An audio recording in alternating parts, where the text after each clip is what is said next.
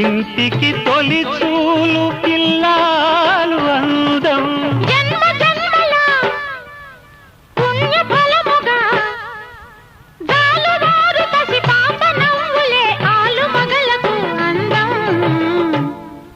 ఇది చెరగని ప్రేమకు శ్రీకారం,